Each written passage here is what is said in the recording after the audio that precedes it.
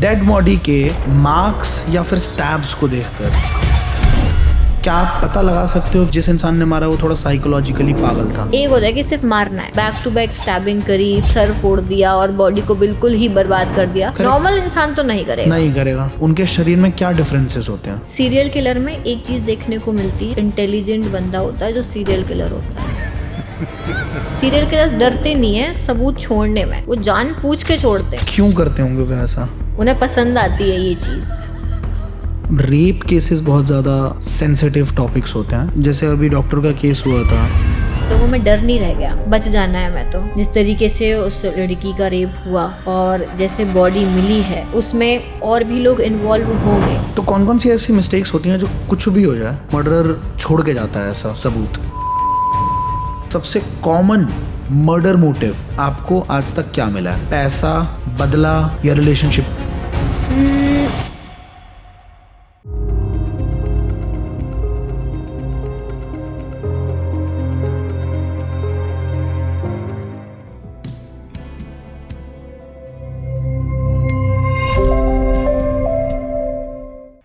Welcome to the rich.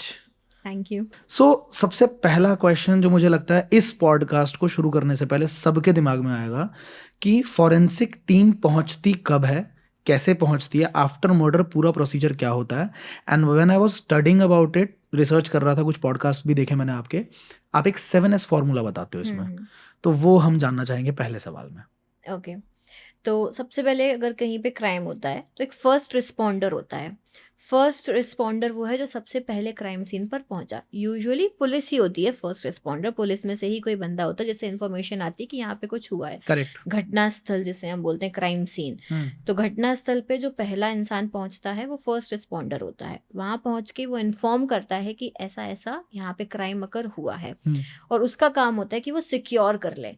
तो 7S का पहला रूल यही कहता है। 7S मतलब 7S हैं। तो first S is securing the crime scene. आप उसको सिक्योर कर लो, कोई भी उसमें छेड़छाड़ ना कर पाए। हाँ, कोई एंटर ना कर पाए। आपने सिक्योर कर लिया है, अब सिर्फ जो ऑथराइज्ड पर्सन है वही क्राइम सीन पर एंटर करेगा। That is the first thing. फिर उसके बाद में पुलिस पहुंचती है, पुलिस देखती है, आईओ जाता है, आईओ कॉल करता है फॉरेंसिक लैब्स में। जो crime scene investigation, crime scene division होता है, वहाँ पे कॉल आती है कि यहाँ पे ऐसा ऐसा क्राइम हुआ है, आप टीम भेज दीजिए एक्सपर्ट्स की। तो हमारे यहाँ से वी आर ऑलवेज रेडी, 24/7 हमारे यहाँ से टीम रेडी होती है। हमारी एक वैन होती है जिसके अंदर हमारे पास में सारे इक्विपमेंट्स होते हैं, जो भी हमें रिक्वायरमेंट होती है, जिस भी तरीके का क्राइम सीन है उसके हिसाब से हमारे किट्स होते हैं। अगर सेक्सुअल असॉल्ट है तो उसका किट अलग है, ब्लड से रिलेटेड है उसका किट अलग है, अगर GSR है, मान लो किसी ने बोला कि भाई गोली चली है तो हमें GSR किट चाहिए एनालिसिस के लिए, जो हम ऑन द स्पॉट टेस्टिंग कर लेते हैं। अच्छा, तो हम वो लेकर जाएंगे। क्या होता है GSR किट में? GSR is gun shot residue analysis. तो कहीं अगर गोली चली है तो हमें जो है मटेरियल मिलेगा, गन शॉट रेसिड्यू मिलेगा, तो हम उसे ऑन द स्पॉट टेस्ट कर लेंगे कि हाँ ये वही चीज़ है और हम उसे फिर पैक कर लेते हैं। जैसे कि preliminary examination on the spot हो जाता है, लैब्स में सिर्फ कंफर्मेशन के लिए जाता है। तो आधा काम हमने यहीं पर कर दिया जिससे कि स्पीड अप हो जाए प्रोसेसेस। ऐसा ना हो कि प्रीलिमिनरी भी वहीं हो रहा है, हमने कचरा इकट्ठा कर लिया, ये ना हो। और यही कारण है कि अब फॉरेंसिक एक्सपर्ट्स को ही बुलाया जाता है कि आप ही आ जाओ, क्योंकि पुलिस इज ओके फाइन, उन्हें आती हैं चीज़ें, बट आप उन्हें कुछ महीनों की ट्रेनिंग देते हो और एक एक्सपर्ट होता है देनों की एग्जैक्टली हमें क्या कलेक्ट करना है और क्या हमें नहीं करना है। हाँ, तो वो होगी। तो पहला हो गया सिक्योरिंग द क्राइम सीन। फिर होता है सी द क्राइम सीन। आप एक बार देख लो बस बाहर से, to not enter. Then scan the scene. अब आप एंटर कर सकते हो, स्कैन कर लो उस सीन को, आप देख लो एक बारी कि क्या चीज़ें हैं। मतलब इतना मेंटल स्ट्रांग होता है इंसान कि देख लिया, क्या पता उनमें से कोई चीज़ याद आ जाए। एग्जैक्टली। तो सिक्योर, सी, स्कैन, देन स्केच। फिर हम स्केचिंग करते हैं क्राइम सीन की कि हमने पूरा स्केच कर लिया। फिर इसके बाद में अब आप क्या करोगे कि सर्चिंग मेथड, सर्च करोगे आप। Again next is S is for search. हम एविडेंस सर्च करते हैं, तो सर्चिंग मेथड्स होती हैं, मेथड लगाते हैं, उसके अकॉर्डिंग अपना सर्चिंग स्टार्ट कर देते हैं, कोई एविडेंस एक कलेक्ट मेथड करते आप हैं। अगर डिस्क्राइब करना चाहो? हाँ, जैसे मान लो कि रूम के अंदर क्राइम सीन हुआ है, हाँ। तो हम जोन मेथड लगाएंगे। जोन इसकी आप ऐसे क्वाड्रेंट्स में डिवाइड करते हो क्राइम सीन को, एक एक्सपर्ट यहाँ, एक यहाँ, एक यहाँ, एक यहाँ। ओके।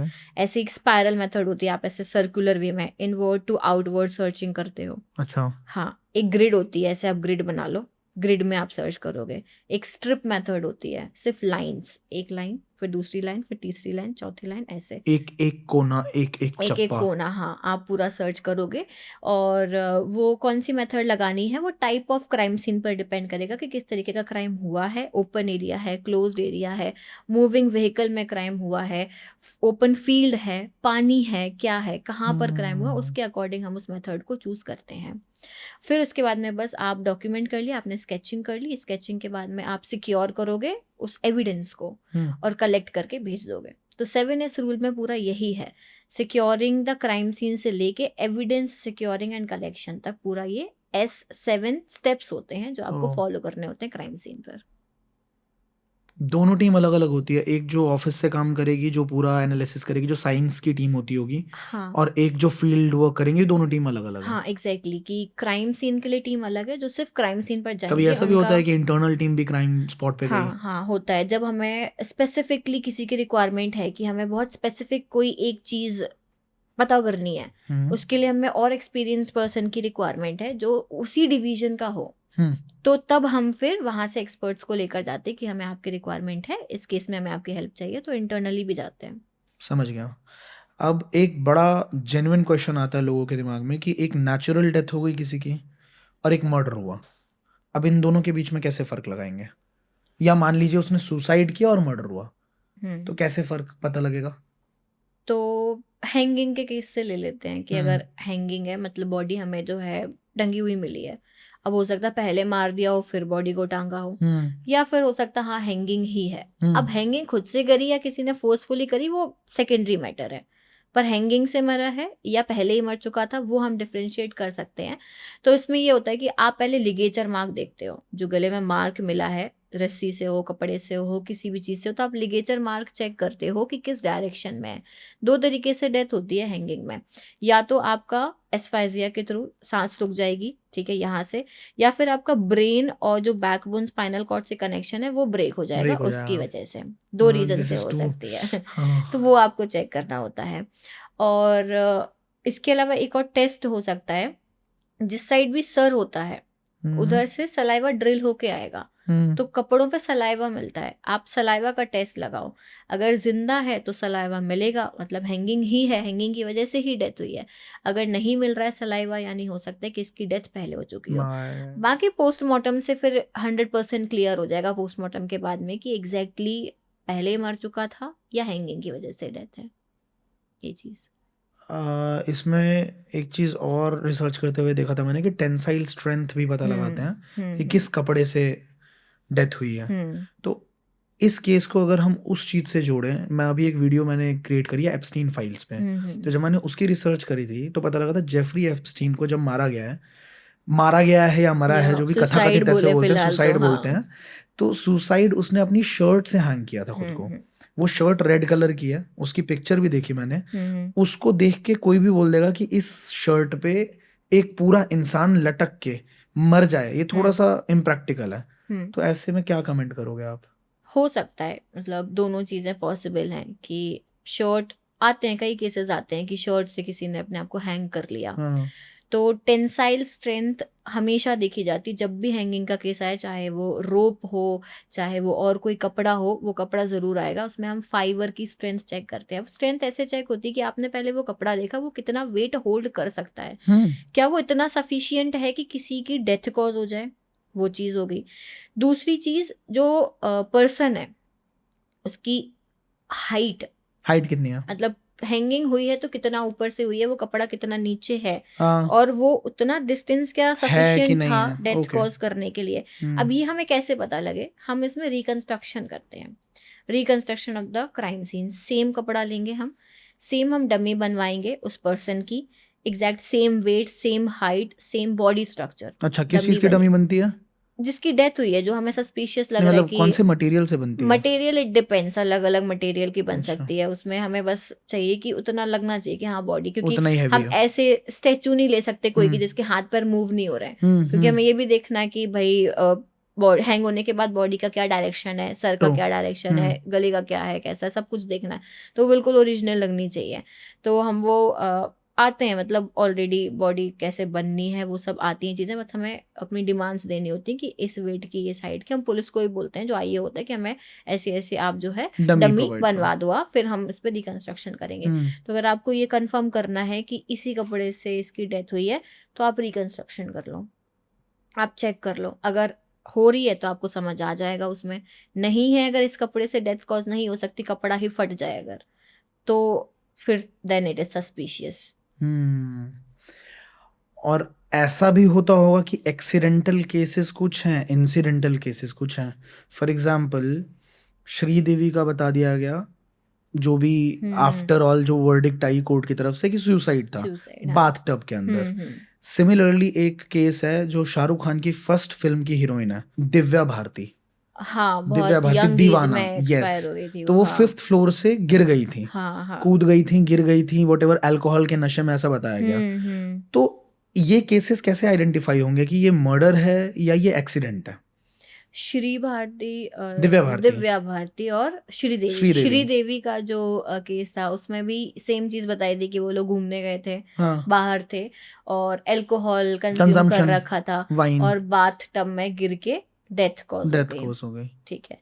अब होता ये है कि जब ऐसे केसेस आते हैं तो यूजुअली पोस्टमार्टम रिपोर्ट पर हमें पूरा रिलाई करना होता है कि पोस्टमार्टम हो कहाँ रहा है। हाँ, सबसे इम्पोर्टेंट कि आप पोस्टमार्टम के लिए बॉडी कहाँ भेज रहे हो, किस हॉस्पिटल जा रही है बॉडी, वहाँ से आपको ये क्लियर हो जाएगा। Cause of death, cause of death तो उनका यही आया होगा कि भाई गिर के और ऐसे पानी में उनकी डेथ हो गई।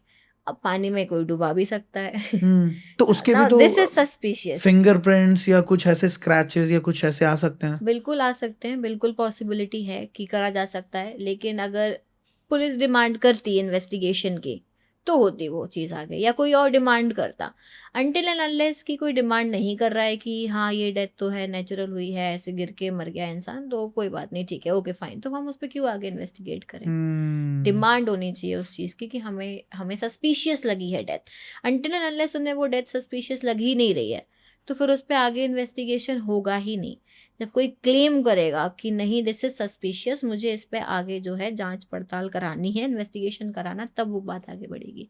दिव्या भारती के केस में भी ऐसा ही हुआ था कि 5th फ्लोर पे बैठी हुई थी, कुछ अल्कोहल कंज्यूम करी थी और बोलते कि वहीं से वो गिर गई, अपनी खिड़की से गिर गई थी। वो तो थोड़ा मुझे लगता है कि हाँ है, प्रोबेबिलिटी है कि वो गिरी होगी, जितना वो केस मैंने पढ़ा है उसमें। क्योंकि उसमें रेलिंग्स भी नहीं थी, कुछ भी नहीं था। हाँ। बाकी अगर ऐसे केसेस होते हैं तो हम इनमें रिकंस्ट्रक्शन ही करते हैं कि आप रिकंस्ट्रक्ट करके देख लो कि क्या प्रोबेबिलिटी हो सकती है। रिकंस्ट्रक्शन भी डिमांड पे होता है कि पुलिस डिमांड करती है, आईओ डिमांड करता है कि आप इतना इतना सीन मुझे रिकंस्ट्रक्ट करके बता दो कि क्या ऐसा हो सकता था या ऐसा नहीं हो सकता था। रिकंस्ट्रक्शन इज वेरी इंपॉर्टेंट ऐसे केसेस में। तो ऐसे में जो बॉडी की नेचुरल रिस्पॉन्स होगा, मान लीजिए कि ये फॉर एग्जाम्पल दिख रहा है कि प्रूव भी हो रहा है कि ये एक्सीडेंटल केस है, बट अगर ये मर्डर हो तो उस टाइम पे क्या बॉडी बहुत जो रिएक्ट करती होगी, वो करती होगी, क्या बोलते हैं, रेजिस्ट करती होगी, चीखती होगी, चिल्लाती होगी, वो भी क्या पोस्टमार्टम के बाद उनके बॉडी के उससे पता लगता है कि हाँ ऐसा बॉडी ने रिस्पॉन्ड किया था डेथ के टाइम पे? बॉडी हमेशा सेम रिस्पॉन्ड करेगी, चाहे वो एक्सीडेंटल हो, चाहे वो सुसाइडल हो, चाहे वो होमिसाइडल हो। हाँ, क्योंकि अगर कोई सुसाइड भी कर रहा है तब भी इच्छा तो उसकी है, बट सबकॉन्शियसली तो बॉडी उसको अलाउ नहीं कर रही ना। तो आपका जो एक्शन निकलेगा वो तीनों केसेस में सेम ही रहेगा। तो हम इसमें ये प्रेडिक्ट नहीं कर सकते कि बॉडी के रिस्पॉन्स से या बॉडी एक्टिविटी से हम पता लगा सके। स्केलेटन का कौन सा पार्ट नेचुरली सबसे पहले गलता है और कौन सा गलने में सबसे ज्यादा देर लगता है? तो जो बोन्स है हमारी, सबसे पहले तो जो पोरस बोन्स होती हैं, जिनमें पोर्स होते हैं, सॉफ्ट बोन्स जिन्हें हम बोलते हैं, वो डिकम्पोज होती हैं। जैसे कोई भी बॉडी है, मान लो किसी बॉडी को फेंक दिया गया, अब धीरे धीरे क्या होगा कि पहले तो जो टिश्यूज हैं वो डिकम्पोज होना स्टार्ट करेंगे, उस पर फ्लाइज आएंगी, मैगेट्स लगेंगे, फिर धीरे धीरे जो है वो पूरी बॉडी डिकम्पोज हो जाएगी। स्केलेटन बनने में ही काफ़ी टाइम लगता है कि अब पूरा मसल्स, टिश्यूज सारे गल गए, डिकम्पोज हो खत्म चुके हो हैं, गए। अब सिर्फ स्केलेटन बचा है। स्केलेटन डिकम्पोज होने में काफ़ी टाइम लगता है, जिसमें सबसे पहले जो पोरस बोन्स होती हैं, जैसे वर्टिब्रल कॉलम हो गया, वर्टिब्रे हो गया, रिब्स हो गई, ये सबसे पहले डिकम्पोज हो जाएंगे क्योंकि ये पोरस बोन्स होती हैं, सॉफ्ट बोन्स होती हैं। फिर धीरे धीरे लॉन्ग बोन्स, आपके फीमर हो गई, ह्यूमरस हो गई, ये लॉन्ग बोन्स, हाथ की पैर की जो बोन्स होती हैं वो हो गई, वो डिकम्पोज होंगी। सबसे लास्ट में मान लो पूरा स्केलेटन जला दिया, मान लो बॉडी जला दी, या जो है बहुत टाइम से बॉडी जो है पड़ी हुई थी, तो जो मैक्सिमम टाइम पे जो डिकम्पोज सबसे लास्ट होता है वो होता है टीथ। ओह, टीथ इतना स्ट्रॉन्ग बोन है जो जलने के बाद भी मिलेगा, ओके। सबसे लास्ट तक बचता है वो टीथ ही होता है। तो टीथ पे पूरा एक सब्जेक्ट है which is forensic odontology. Odontology. हाँ, जिससे आप कई सारे फार्मूलाज होते हैं, गुस्ताफसन्स फार्मूला, जिससे आप ये पता लगा लेते हो कि क्या एज थी उस पर्सन की, दांतों से, जेंडर पता चल जाएगा। दांतों के ट्रेस से। हाँ, दांत मिलेंगे जब आपको, तो दांतों से आपको ये पता लग जाएगा एज, जेंडर, ठीक है, और क्या स्ट्रक्चर भी पता लग जाता है, क्योंकि हर किसी के टीथ का एक यूनिक स्ट्रक्चर होता है, अनटिल एंड अनलेस ब्रेसेस ना लगवाए हो या कुछ, तो एक यूनिक स्ट्रक्चर होता है जिससे आप आइडेंटिफाई कर सकते हो। डीएनए से किसी इंसान के पूरे, जैसे हमारे पूर्वजों के बारे में पता लग सकता है, और कितनी पीढ़ियों तक आप पता लगा सकते हो कि ये डीएनए है तो इनका ये होगा, इनके ब्लड रिलेशंस हैं। जब जितना दूर तक आप ट्रैक कर पा रहे हो, डीएनए एक पर्सन मिल गया। एक होता है pedigree analysis. Okay. Pedigree analysis में जैसे बचपन में हमने वो फैमिली ट्री बनाते थे ना बचपन में, ऐसा ही उसका थोड़ा एडवांस वर्जन अगर हम लेके चलें तो दैट इज पेडिग्री एनालिसिस, जिसमें हम पूरा बैक कितना आप पुराना जा सकते हो, आपके कितने पूर्वज हैं, कहाँ तक आप ट्रैक कर पा रहे हो। यूजुअली पेडिग्री एनालिसिस हम इसलिए करते हैं, कोई डिसीज़ हमें पता लगानी कि एक्चुअली ये डिसीज़ आई कहाँ से आई, कहाँ ओके। से ट्रैवल होते होते आ रही है। तो तब पता लगता है, जैसे एक कोई डिसीज़ थी जो पता लगानी थी कि एक्चुअली ये स्टार्ट कहाँ से हुई, क्योंकि ये तो ट्रांसफरेबल है, one person to another, generation to generation transfer हो रही है। तो उसने पेडिग्री एनालिसिस का यूज़ करा, उसमें हम डिफरेंट डिफरेंट सिम्बल्स होते हैं, वो सिम्बल्स का यूज़ करते हैं, फिर धीरे धीरे हम बैक जाते जाते जाते जाते पता करते जाते कि कितना कहाँ तक हम ट्रैक कर पा रहे हैं। ओके। वो ट्रैक करने के बाद में पता लग जाता। तो ऐसे एक डिसीज़ थी जिसमें क्वीन एलिजाबेथ, ये पता लगा कि सबसे पहली कैरियर वुमेन इस डिसीज़ की, आई थिंक हीमोफीलिया है वो, तो इस डिसीज़ की कैरियर क्वीन एलिजाबेथ है, और इससे ही स्टार्ट हुई है, बाकी फिर आगे पूरा ट्रांसफ़र हुआ है। तो ओहो, ये एक मेथड है जिससे आप पता लगा लो। ओहो, basically it is pure biology. Get it. ये हमने सीरियल्स में तो देखा है कि स्कल से चेहरा बनाते हैं, रियलिटी में पॉसिबल है? हाँ, बिल्कुल। अगर आपको स्कल मिल गया तो पूरा चेहरा आप बना सकते हाँ, हो? हाँ, स्कल सुपर इम्पोजिशन बोलते हैं हमें से। पहले मैनुअली होती थी चीज़ें, क्योंकि इतना टेक्नोलॉजी नहीं थी, तो पहले मैनुअली स्कल सुपर इम्पोजिशन किया जाता था कि हमें लग रहा है, सस्पेक्ट है कि ये पर्सन हो सकता है, तो हम उनकी फ़ोटो लाते थे, मैनुअली बनाने की कोशिश करते थे। But now we have softwares, हमारे पास सॉफ्टवेयर है, हम डायरेक्टली मैचिंग करते हैं। स्केलेटन जो मिला उसकी फ़ोटो, साथ में जो इमेज है पर्सन की जो हमें लग रहा है कि ये हो सकता है, उससे हम मैचिंग करते हैं, सॉफ्टवेयर पे डालते हैं, और वहाँ से वो मैचिंग करके बता देता है। ये एक्चुअली मूवीज़ में भी देखा होगा कई बार कि ऐसे कर रहे हैं, वो एक्चुअली में होता है, वो रियल है वो चीज़।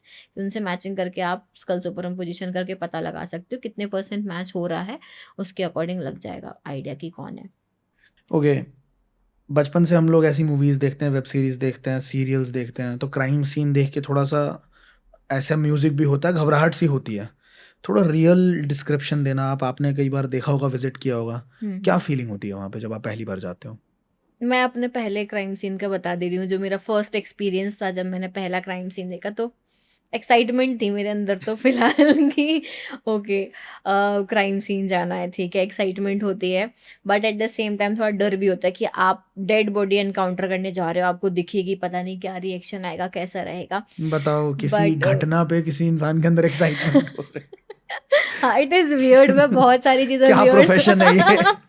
वियर्ड साउंड करती हूँ, मैं यही बोलती हूँ अच्छा सा क्राइम सीन आ जाए। अच्छा का मतलब होता है हमारे यहाँ पे कि कंफ्यूजिंग, हाँ, जटिल। जहाँ डेड बॉडी हो और हीनियस क्राइम हुआ हो, या 4-5 लोग एक साथ मर गए हो, ऐसे मास मर्डर हुआ हो, ऐसे ही अच्छे क्राइम सीन्स होते हैं। नहीं, तो इसे हम डिस्क्लेमर देते हैं, ये सिर्फ अपनी पर्सनल फीलिंग बता रही है, इसमें मेरा कोई लेना यानी देना इसमें नहीं। हमें बहुत सारी चीज़ें मिलेंगी देखने के लिए, सीखने के लिए, कलेक्शन के लिए, ऐसे। तो बड़े बड़े क्राइम सीन्स, तो जब बताओ। मैंने पहला क्राइम सीन किया जहाँ पे डेड बॉडी प्रेजेंट थी, बहुत ही सिंपल सा था। मुझे पहली बार लगा शायद मैं डरूंगी देख के, या मुझे रात में नींद नहीं आएगी, बट ऐसा उसका कुछ नहीं हुआ। अपोजिट ही हुआ। मैं एक्साइटेड थी कि अच्छा हाँ ठीक है, क्राइम सीन आया, मुझे जाना है। तो मैं वहाँ पहुँची, डेड बॉडी प्रेजेंट थी, और पुलिस वाले थे, पहले उनसे सारे पूछा कि क्या हुआ, कैसा हुआ, चीज़ें सारी उन्होंने बताई। फिर उसके बाद में हम अंदर गए, बॉडी को देखा। बॉडी जो है एक फीमेल की बॉडी थी, और उसे मार के घर में चोरी करके चले गए थे। कहाँ का केस था? दिल्ली गई? दिल्ली गई गेस। तो वहाँ पर हम पहुँचे, माहौल काफ़ी इंटेंस था, क्योंकि एकदम तुरंत ही अगर हुआ ही था, तो बाहर लोग रो रहे हैं, हम लोगों को पुलिस वाले रोके हैं, अंदर नहीं जा सकते आप, गेट पर खड़े हुए हैं लोग, बाहर से चीखे मार मार के लोग रो रहे हैं कि एक बार दिखा दो, एक बार दिखा दो। तो वो थोड़ा सा माहौल अजीब लगता है। डेड बॉडी देख के उतना उतना डर नहीं लगता आपको, जितना आपको वो माहौल देख के अजीब लगता है। तो उस टाइम पे मुझे थोड़ा फील हुआ कि गलत प्रोफेशन तो नहीं मैंने चूज़ कर लिया। इतना ज़्यादा इंटेंस माहौल हो रहा। लेकिन उसके बाद में ऐसा कुछ नहीं था। हमने आराम से पूरी बॉडी को देखा और पुलिस वालों को बोला हमने इसे टर्न कर दो। हम नहीं टच करते हैं यूजुअली बॉडी, हमारे पास इतनी अथॉरिटी नहीं है कि हम बॉडी को टच करें। उनको हमने बोला आप टर्न करो, ये देखना है, वो देखना। मार्क्स देखे हमने, फोटोग्राफी करी, गले में कुछ मार्क्स थे उसके, तो हमने वो फोटोग्राफी करी, सब कुछ किया, और फिर बॉडी को हम लोगों ने बोला अब आप इसे पैक करके भेज दो पोस्टमार्टम के लिए। डेथ हुई कैसे थी? क्या किस चीज से डेथ वार हुआ था? डेथ का रीज़न ये लग रहा था कि गला दबा के मारा है, क्योंकि कुछ उंगलियों के निशान गले पे थे। तो गला दबा के मारा था उस लेडी को। आई थिंक वो 45-50 के बीच में कुछ एज हो गई उस लेडी की। और बस फिर बॉडी चली गई, हमने फिर अपना पूरा क्राइम सीन इन्वेस्टिगेट करा। तो मेरा पहला एक्सपीरियंस मिक्स्ड फीलिंग्स थी। अच्छा भी लगा कि ओके कुछ बढ़िया सा क्राइम सीन आया है, और एक ये भी था कि माहौल काफ़ी इंटेंस होता है। आपको उन सारी चीज इमोशनली आपको स्टेबल होना ज़रूरी है, एक इमोशनल इंटेलिजेंस होनी चाहिए कि आप वहाँ पे जाके रो नहीं सकते, वहाँ देख के आप आप रिएक्ट अपना नहीं कर कर्म सकते करने हो। के लिए हो हाँ, वहां पे। आपको न्यूट्रल रहना होगा, ना अच्छा ना बुरा, यू शुड बी न्यूट्रल। बचपन से सुना था डॉक्टर चाहता है लोग बीमार पड़े, वकील चाहता है केस पे केस हो। आज एक और नया प्रोफेशन मिल गया जो चाहता है क्राइम हो और हीनियस हो थोड़ा सा, ताकि हमें ढूंढने को मिले। You are in search of good projects. Yes. Good. Dead body के मार्क्स या फिर स्टैब्स को देखकर क्या आप पता लगा सकते हो कि ये एक नॉर्मल इंसान ने मारा है, या जिस इंसान ने मारा वो थोड़ा साइकोलॉजिकली पागल था? साइकोलॉजिकली इम्पेक्टेड था या नहीं, हम्म ये तो बाद में पता चलेगा, बट हम्म ये ज़रूर हो सकता है कि हाँ काइंड ऑफ हमें पता चल जाता है कि ये इंसान जो है नॉर्मल तो नहीं था। हम्म कुछ तो इसके दिमाग में था, क्योंकि एक होता है कि सिर्फ मारना है, मार के चले गए, ठीक है, चाकू मारा, इंसान मर गया, खत्म हो गई बात। एक होता है कि इतने हीनियस तरीके से उसे मारा, stabbing, back to back stabbing करी, सर फोड़ दिया और बॉडी को बिल्कुल ही बर्बाद कर दिया।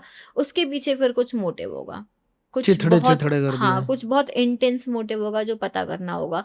तो वो साइकोलॉजिकली, तो कहीं ना कहीं मैं ये बोलती हूँ कि कोई क्रिमिनल है तो वो साइकोलॉजिकली कुछ तो उसको प्रॉब्लम है। करेक्ट। नॉर्मल इंसान तो नहीं करेगा, नहीं करेगा। कुछ तो बात है। हाँ, पर हाँ ये थोड़ा सा आइडिया आपको लग जाता है कि उसको कुछ तो ट्रॉमा रहा होगा, या इस इंसान से इसको कुछ ऐसे राइवलरी रही होगी जिस तरीके से इसको मारा गया है। कोई सीरियल किलर है और किसी ने फर्स्ट टाइम मर्डर कर दिया, तो इन दोनों के जो विक्टिम्स हैं उनके शरीर में क्या डिफरेंसेस होते हैं? सीरियल किलर में एक चीज देखने को मिलती है which is modus operandi, okay. The mode of committing the crime. Serial killers का मोड हमेशा सेम रहता है। सीरियल किलर्स डरते नहीं है सबूत छोड़ने में, वो जान पूछ के छोड़ते हैं। पता लगा लो हम हैं। हाँ, कि ये वो बताते हैं कि ये मैं ही हूँ, मैं ओह, ऐसे ही मारूंगा, एक को मारा है, कल दूसरा मारूंगा, परसों तीसरा मारूंगा, पकड़ लो मुझे। वो चाहते हैं कि उसे चेज किया जाए, उन्हें पसंद आती है ये चीज, तभी वो सीरियल किलर्स हैं। तो सीरियल किलर्स का यूजुअली यही होता है कि उनका एक mode of committing the crime होता है जो वो वैसे ही मारते हैं। और अगर किसी ने फर्स्ट टाइम क्राइम किया तो वो समझ आ जाता है कि अच्छा ठीक है, ये ऐसा क्राइम पैटर्न हमें पहली बार ही देखने को ही मिला है। ये कोई वो नहीं है, कोई रिपीट ऑफेंडर नहीं है ये। डिजिटल मीडिया के होने से कितना सपोर्ट मिला है? बहुत ज़्यादा। Digital evidences are the most important evidence क्योंकि आज से इन 20 साल टुडेज पहले, वर्ल्ड। 15 साल पहले तो ऐसा कुछ था नहीं। हाँ, मतलब डिजिटल एविडेंस अगर है, हमें मिल गया है, दैट मीन्स कि अब आपका क्राइम 90% सॉल्व हो चुका है। अब बस आपको ट्रैक करनी है चीज़ें उस एविडेंस से, क्योंकि सब पता चल जाता है। फ़ोन, एवरीवन हैज़ फ़ोन, सबके पास करेक्ट, फ़ोन है आज के टाइम करेक्ट, पे। अब वो फ़ोन आपकी एक एक डिटेल बताएगा, आपकी लोकेशन, अभी मैं कहाँ बैठी हूँ ये लोकेशन भी उसको मालूम है, चाहे मैं लोकेशन ऑफ कर दूँ ऑफ कर दूं, हाँ। तब भी मालूम है उसे कि मैं हम्म, कहाँ हूँ, मैं क्या कर रही हूँ, मैंने लास्ट किससे बात करी, कितने बजे करी, मैंने क्या चैट करी, कितना ही डिलीट मार लो आप, सब कुछ डेटा आ गया अब उसमें। तो अब आजकल कम्युनिकेशन का एक ही जरिया है, वो है फ़ोन। फोन। तो डिजिटल एविडेंस है यानी सब कुछ है, उसे डिस्ट्रॉय कर देना चाहिए अगर बचना है तो। वो ये आइडिया मत दो ना आप। डिस्ट्रॉयड एविडेंस भी मिल जाते अच्छा, हैं। हाँ, डिस्ट्रॉय करने के बाद भी एविडेंस मिल हाँ, जाता आप है? फ़ोन तोड़ दो, ओके। तब भी उसमें से इन्फॉर्मेशन निकल आएगी। आप सिर्फ फिजिकली तोड़ रहे हो ना, डेटा तो कहीं और है, कहीं और है, और आपने डिलीट कर दिया तब भी कहीं तब और भी है। कहीं और है। Very nice. डेटा इस दुनिया में हर जगह है, आप कहीं से भी डिलीट कर दो, मिल जाएगा। तो सुशांत सिंह राजपूत के केस को अगर इतना ज्यादा डिजिटल मीडिया एविडेंट था, तो उस केस को सॉल्व क्यों नहीं कर पाया? क्या होता है कि ये जो बॉलीवुड वाले केसेस होते हैं, इनमें हाइप ज़्यादा बन जाती है हम्म, और लोग थोड़ा सा एक्सेप्ट नहीं कर पाते चीज़ों को। नो डाउट हो सकता है, कुछ सस्पिशियस हो सकता है, no doubt, I agree in that, but लोगों को एक्सेप्ट नहीं होता कि इतना अच्छा इंसान था, कैसे इसने खत्म सुसाइड हुआ? कैसे कर लिया। हम्म, ये चीज़ नहीं एक्सेप्ट कर पाते, क्या पता ड्रग के इन्फ्लुएंस में हो, ना हो, मेंटली परेशान हो, ना हो।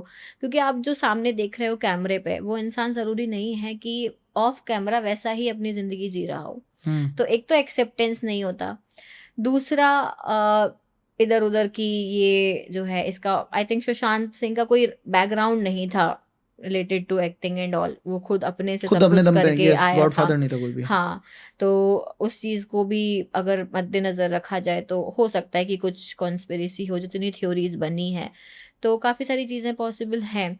इन्वेस्टिगेशन भी थोड़ा-सा स्टार्टिंग ही गड़बड़ हुई है उसके इन्वेस्टिगेशन की, जो हम बोलते हैं कि पोस्टमार्टम के लिए बॉडी कहीं और दूर भेजी गई, बल्कि रूल के अकॉर्डिंग आपको नियरेस्ट हॉस्पिटल भेजना तो इस चाहिए। पे किसका वो अथॉरिटी होती है? कौन भेजता है? पुलिस भेजेगी।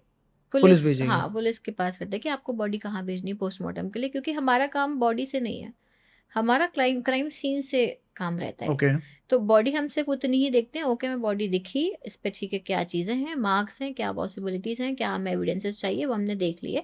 फिर हमने पुलिस को बोला अब आप भेज दो बॉडी। हमें बॉडी को पूरे टाइम क्राइम सीन पे रखने की रिक्वायरमेंट नहीं है, आप इस बॉडी को भेज दो।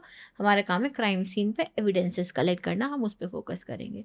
तो होलसेल अथॉरिटी जो है बॉडी की, पोस्टमार्टम की, वो पुलिस से डॉक्टर्स, वहाँ से फिर हमारे पास फिर एविडेंस आएंगे। जो बॉडी से एविडेंस मिले हैं वो फिर हमारे पास हॉस्पिटल से पैक होकर आते हैं। Okay, hmm. ओके। अच्छा, coming back to previous question, एक चीज़ पूछनी रह गई थी कि व्हाट्सएप पे जो ये एंड टू एंड इनक्रिप्शन होता है, क्या ये भी खतरनाक है? मतलब ये भी अगर चाहिए तो गवर्नमेंट के पास या रेगुलेटर्स के पास आ सकती है? एंड टू एंड एनक्रिप्शन है, यानी मेरे और आपके बीच रहेगी चैट, हाँ, ठीक है, हाँ। पर कोई तो होगा ना जिसे दिख रही है chat, someone is there to watch that, है अवेलेबल, बट आप इतनी ऐसे इजीली नहीं मिलती क्योंकि अभी चैट्स। एक केस भी हुआ था इस पे, इंडियन गवर्नमेंट ने बोला था कि आपको दिखाना पड़ेगा, आप जब हम चाहिए तो हमें देना पड़ेगा। तो फेसबुक ने शायद इस तरीके से रिप्लाई किया था कि हम भारत ही छोड़ देंगे फिर, लेकिन हम ये शेयर नहीं करेंगे डेटा। हाँ, ऐसा डेटा कुछ हुआ था? ये है कि ऐसे डेटा शेयर होता नहीं है, हम्म। इतना इजी नहीं होता है डेटा को शेयर करना, क्योंकि फिर बात ये आ जाएगी ना कंपनीज पे उनकी, ट्रस्ट नहीं हाँ, करेगी। कि आप हमारी चैट लीक कर रहे हो तो हम क्यों आप पे ट्रस्ट करें, ये करेक्ट। प्रॉब्लम आ जाएगी। पर ऐसा नहीं है कि नहीं मिल सकता, अगर बहुत सीरियस केस है बहुत तो मिलेगा। सीरियस केस है, हाई प्रोफाइल केस है, अगर आपको एकदम ऊपर से ऑर्डर्स हैं तो आपको वो चीज़ प्रोवाइड करनी पड़ेगी। वो है डेटा, कंक्लूजन इज कि वो डेटा है, ऐसा नहीं है कि हम्म, आपने यहाँ फ़ोन से डिलीट कर दिया तो वो नहीं रहेगा, वो हम्म। डेटा तो है। तो कौन कौन सी ऐसी मिस्टेक्स होती हैं जो कुछ भी हो जाए, एक करता ही है, मतलब मर्डरर छोड़ के जाता है ऐसा सबूत, या छूट जाती है उससे? अगर ये बता दी तो फिर ऑफेंडर उसे छोड़ के नहीं जाएगा। हाँ, पर ऑफेंडर मेरे ख्याल इतना इंटेलेक्चुअल पॉडकास्ट देखेगा भी नहीं। नहीं, देखते ये हैं? तो वो सारी इंफॉर्मेशन स्पेशली सीरियल किलर्स हाँ बहुत इंटेलिजेंट होते हैं वो, दे आर एक्सट्रीमली इंटेलिजेंट। उनका अगर आप इंटेलिजेंस लेवल IQ देखोगे ना, वो हमेशा इंटेलिजेंट बंदा होता है जो सीरियल किलर होता है। तो वो हर चीज़, सारी इन्फॉर्मेशन कलेक्ट करता है, प्लान करता है, उसके बाद में वो मर्डर करता है। एविडेंस कैसे डिस्ट्रॉय करने हैं, क्या छोड़ने हैं, किस पैटर्न में मारना है, सब कुछ। तो कहीं ना कहीं वो पर सारी उनका चीज़ें इंटेंट देखते क्या हैं। होता होगा, उनकी साइकोलॉजी क्या होती होगी, कुछ आपने रिसर्च करी है इस पे हाँ, कि क्यों करते होंगे वो ऐसा? इनका ना ब्रेन डिफरेंटली फंक्शन करता है। अगर हम थोड़ा सा साइंटिफिक वे में जाएं तो ब्रेन जो होता है उसके डिफरेंट पार्ट्स होते हैं, 2 लोब्स में डिवाइड होता है, right hemisphere and left hemisphere. True. ऐसे ही आपका जो एक पार्ट होता है जिसे हम बोलते हैं लिम्बिक सिस्टम। लिम्बिक सिस्टम में आपकी 3 चीज़ें होती हैं, हाइपोथैलेमस, हिपोकैम्पस और एमिगडेला। एमिगडेला पार्ट जो होता है उसमें इमोशंस, फियर, टेरर और क्राई और जो भी फीलिंग्स है ना, वो एमिगडाला पार्ट आपकी मैनेज करता है। तो अगर हम किसी को रोता देखेंगे तो हमें उनके लिए सिंपैथी आएगी, एम्पैथी आएगी। लेकिन जो ऑफेंडर है या जो क्रिमिनल है या जो पर्सन कुछ ना कुछ साइकोलॉजिकली अफेक्टेड है, उनके अंदर ये फीलिंग ऑफ एम्पैथी नहीं होती है बिल्कुल भी नहीं कि होती वो, है। उन्हें किसी को देख के कुछ फीलिंग्स नहीं आ रही, कुछ कुछ नहीं लग रहा, हाँ ठीक है, कोई फर्क नहीं पड़ता। उन्हें कुछ ना कुछ साइकोलॉजिकल डिसऑर्डर है। Every person dealing with psychological disorder is not a criminal and every criminal does not have psychological disorder. ये चीज़ क्लियर रखनी ज़रूरी है, नहीं तो हर क्रिमिनल को हम साइकोलॉजिकली इम्पेक्टेड बोल देंगे, हर साइकोलॉजिकली इम्पेक्टेड पर्सन को हम क्रिमिनल बना देंगे। तो ये चीज़ क्लियर रखना ज़रूरी है। तो उनके जो कनेक्शंस होते हैं इन द एमिगडाला, वो थोड़े से वीक होते हैं, जिसकी वजह से उनके इमोशंस कम होते हैं, उन्हें फील नहीं होती चीज़ें।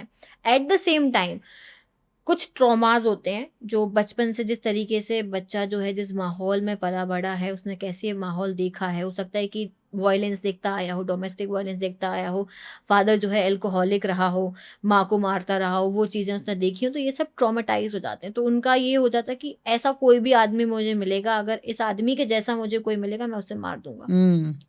वो ये सोचते हैं कि मैं ही हूँ, दुनिया में मैं ही बना हूँ जो इन चीज़ों को ख़त्म करूँगा, भगवान ने मुझे ही भेज रखा है। उनका ऐसा थिंकिंग हो जाती है कई बारी कि मैं ऐसे पापी लोगों को ख़त्म कर दूँगा। तो वो सीरियल किलर बन जाते हैं। उन्हें ऐसा जो भी इंसान दिखता है, उसका कोई रिलेशन नहीं है उस पर्सन से, कोई राइवलरी नहीं है पर्सनल, पर वो उसे मारेगा। ऐसे हम देखते भी हैं कि स्पेसिफिक, अगर सीरियल किलर है वो स्पेसिफिक लोगों को टारगेट कर रहा है।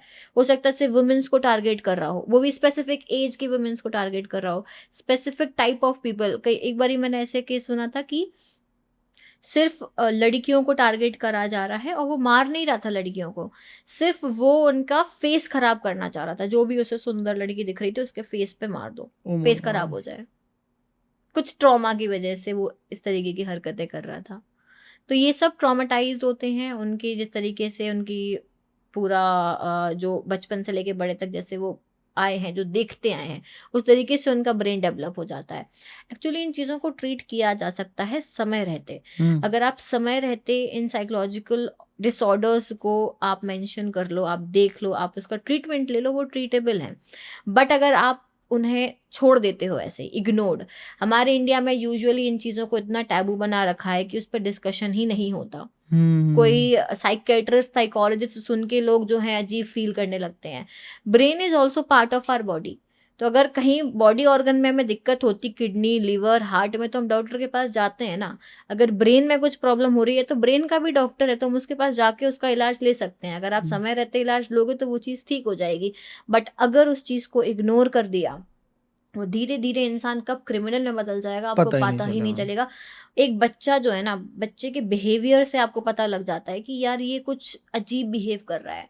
कुछ माँ बाप जो है बिल्कुल मार पीट करके बच्चे को जो है पालते हैं सुधारने की वो। कोशिश करते हैं कि मारूंगा तो सही हो जाएगा, बट ऐसा नहीं है। मारना भी इम्पोर्टेंट है। हमारे टाइम तो सारे पिट के ही बड़े हुए हैं, लेकिन जो है आज के टाइम पे पेरेंट्स मारते कम है, या तो बहुत ज़्यादा मारेंगे या बिल्कुल ही नहीं मारेंगे। वो अपने बच्चे को उतना ध्यान से देखते नहीं है कि उसका बिहेवियर किस तरीके का है। छोटे से ही धीरे धीरे उसके बिहेवियर में अगर आपको हल्के फुल्के भी चेंजेस नज़र आ रहे हैं, consult a doctor, consult a psychologist कि ये ऐसा बिहेव क्यों कर रहा है, उस चीज़ को आप एड्रेस करो, तभी वो ठीक हो पाएगी। अगर वो बढ़ गया ना, वही बच्चा कब जाके क्रिमिनल बन जाएगा, आपको खुद मार देगा। उसी से ये अभी का केस है कि एक हाँ 21 साल के बच्चे ने अपने पिताश्री को मार दिया, वो भी सिर्फ एक कॉन्फ्लिक्ट के बीच में, क्योंकि वो उनके करियर को लेके बहुत ज़्यादा परेशान रहते थे, सिंगल पेरेंट था, वो चाहता था नीट का एग्ज़ाम दे, ये मेडिकल फील्ड में जाए, और उसको इंटरेस्ट नहीं था जाने में।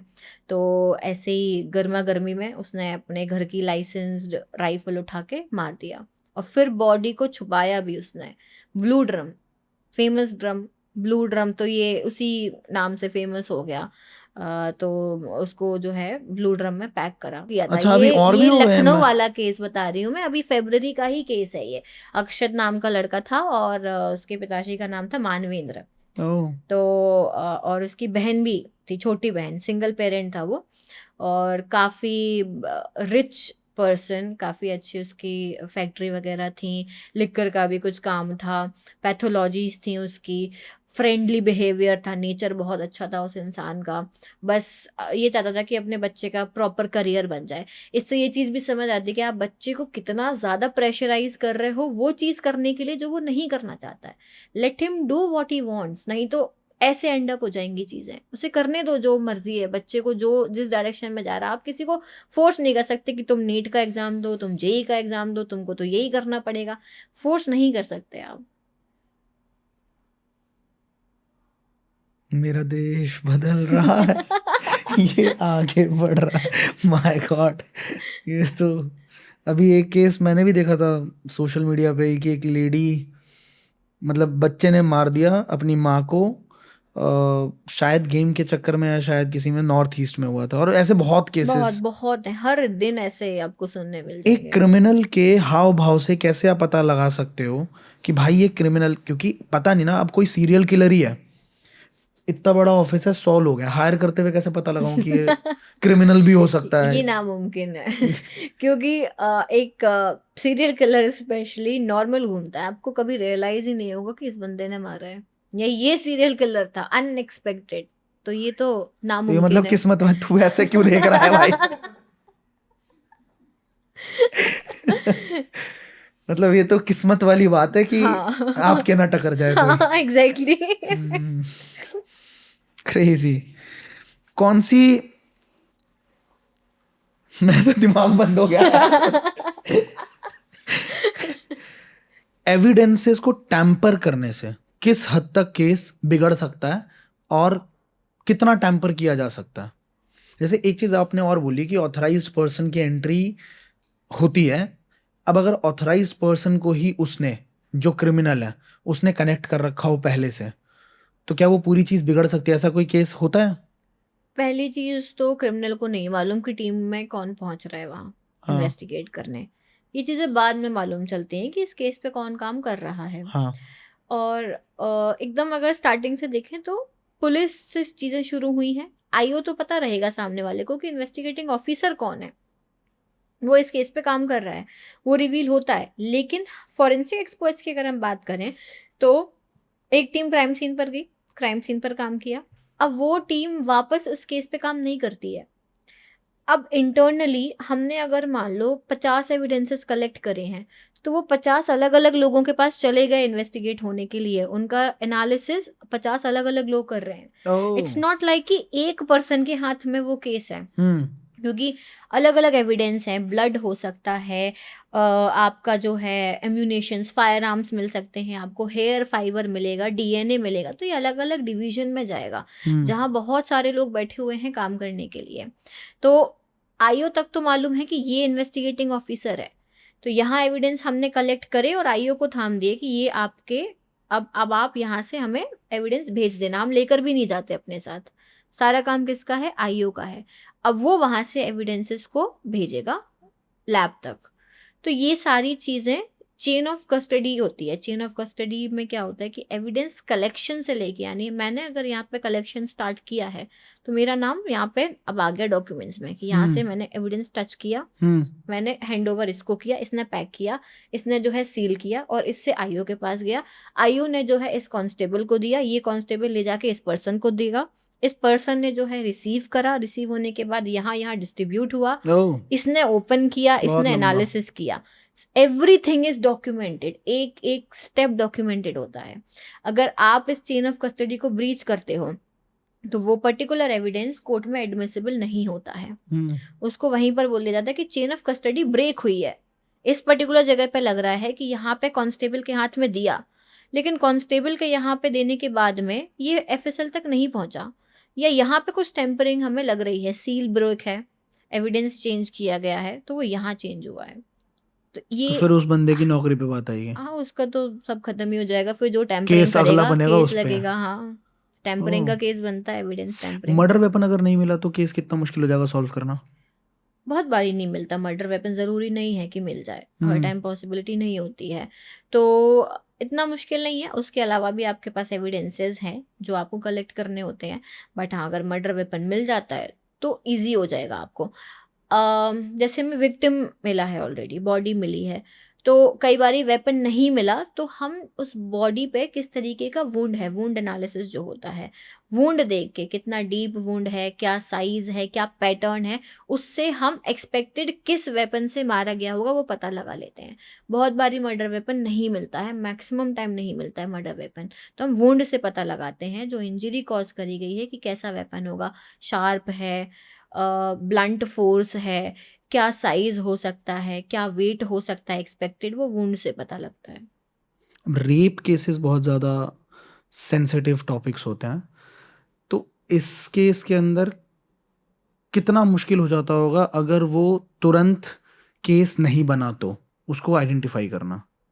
रेप केसेस में सबसे इम्पोर्टेंट होता है कि आप एज सून एज पॉसिबल उसकी कंप्लेंट कराओ, क्योंकि फिर इसमें एविडेंसेस कंटामिनेट हो जाएंगे, डिस्ट्रॉय हो जाएंगे, फिर मुश्किल हो जाएगा प्रूफ करना। बट होता ऐसा ही है कि वो रेप केस होने के बहुत टाइम बाद 6 महीने बाद, कंप्लेंट 1 साल आती है। बाद वो हाँ, हिम्मत जुटा पाते हैं कि एग्जैक्टली, तो वो बहुत मुश्किल हो जाता है। बट इमीडिएट अगर कंप्लेंट की गई है तो इमीडिएटली विक्टिम जो है उसकी बॉडी से आपको काफ़ी चीज़ें मिलेंगी, स्पेशली विक्टिम की बॉडी से आपको जो है वजाइनल स्वैब्स कलेक्ट करने होते हैं, वहाँ से आप सीधे सीधे डीएनए एनालिसिस कर सकते हो, सीमेन सैंपल्स आपको मिल सकते हैं, वो चीज़ें हो गई, टिश्यू मिल सकते हैं, हेयर्स मिल सकते हैं, ये चीज़ें पॉसिबल हैं। नील्स से आप टिश्यू कलेक्ट कर सकते हो, विक्टिम के नील्स में प्रेजेंट हो सकते हैं, जिससे आपका डीएनए एनालिसिस हो टिश्यू जाएगा। टिश्यूज एग्जैक्टली, कई बार ऑफेंडर होता का है ना, हाँ, कि सामने वाला अपने आप को बचाने के लिए स्क्रैच करता है। स्क्रैच कर रहा है तो उसके नेल्स में टिश्यू आ गया, वो टिश्यूज आप कलेक्ट कर लो, तो उससे आपको जो है डीएनए एनालिसिस हो सकता है। हेयर मिल जाता है, विक्टिम के क्लोथ्स पे हेयर मिल गए, हेयर बहुत इंपॉर्टेंट है। तो जितना जल्दी आप उसे कलेक्शन मतलब कंप्लेंट रजिस्टर कराओगे उतना जल्दी मेडिकल एग्जामिनेशन होगा, उतने अच्छे से एविडेंसेस मिलेंगे। सेम लोकेशन पे भी सेम चीज़ है कि उस लोकेशन पे आप जितना जल्दी पहुंचोगे। तो रेप केसेस में ये है कि जैसे ही कंप्लेंट आती है आप इमीडिएटली उस केस को एग्जामिन करने जाओगे तो आपको एविडेंस मिलेगा। आप जितना डिले करोगे, 1 महीने 2 महीने 4 महीने बाद आपको कोई एविडेंस नहीं मिलेगा और उतना ही मुश्किल हो जाएगा। आप फिर आप वो सर्कमस्टेंशियल एविडेंसेस के बेसिस पे केस को उधर से उधर घुमाते रहो।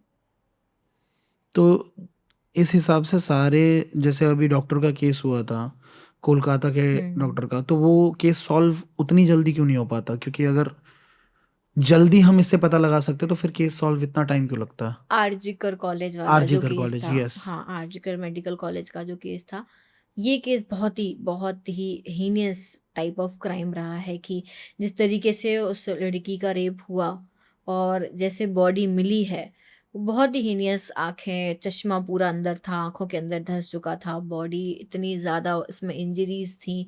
तो इसमें 4-5 घंटे बाद आई थिंक इन्फॉर्मेशन दी गई कि ऐसा कुछ हुआ है। इसमें एविडेंस टेम्परिंग का भी जो है देखा गया कि पुलिस को, जब पुलिस ने इन्फॉर्म किया, बहुत सारे लोगों ने उस प्लेस पे अटैक कर दिया था। जब ये केस सामने आया तो बहुत सारे लोगों ने अटैक कर दिया था जिसकी वजह से कंटेमिनेशन कॉज हुआ। डेलिबरेटली कराया गया या किया गया व्हाटएवर, वो उस पे हम कुछ कह नहीं सकते, बट इस चीज की वजह से एविडेंसेस डिस्ट्रॉय हुए, पहले ही एविडेंस destroy हो गए। हाँ पहले ही डिस्ट्रॉय हो गए। दूसरी सबसे बड़ी गलती या काइंड ऑफ क्राइम ही बोलना चाहिए जो कॉलेज वालों ने ही करी, कि आप वहीं पर जो है रिकंस्ट्रक्शन का काम करा रहे हो, मतलब कुछ आपका जो है तोड़ फोड़ चल रही है पास में ही, क्राइम सीन के पास में तोड़ फोड़ करा रहे हो आप, रेनोवेट करा रहे हो वहाँ पे चीज़ें जो कि अलाउड नहीं है। अगर कोई क्राइम कमिट हुआ तो आप उसके आसपास कुछ नहीं करा सकते हो। तो रेनोवेशन चलने लगा सडनली, मतलब एक रेप हुआ है और आप रेनोवेट करा रहे हो उस लोकेशन को, दैट इज़ वेरी वियर्ड। तो कहीं ना कहीं अभी तक वो चल ही रहा है कि एग्जैक्टली क्या था। संजय रॉय को उन्होंने बना दिया एक कि संजय रॉय ने कर रखा है।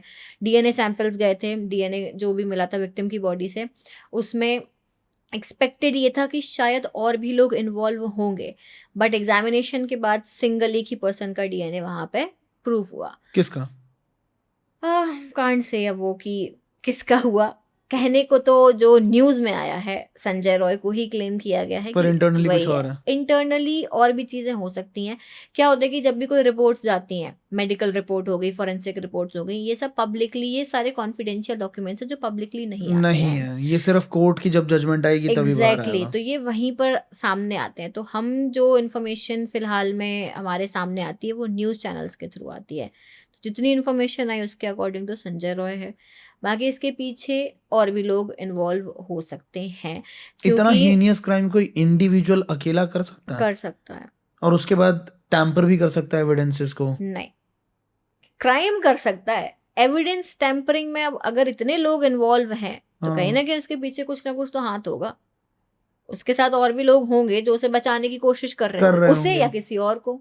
कई बार होता है ना कि हम किसी और को बचाने के लिए किसी को आगे ला दिया कि अब इसके पीछे मैं तो बच गया, इसे इसे घुमा दो। कई बार क्राइम सीन पे किसी और को फंसाने के लिए क्रिमिनल जो है वो फेक, मान लो जानबूझ के मुझे किसी को फंसाना है, मैं अपना नाम क्यों लूं, क्रिमिनल को किसी को फंसाना है तो उसका रुमाल छोड़ दिया हाँ। या उसकी शर्ट छोड़ दी, कुछ छोड़ दिया, तो ऐसे केस को कैसे आप फिगर आउट करोगे?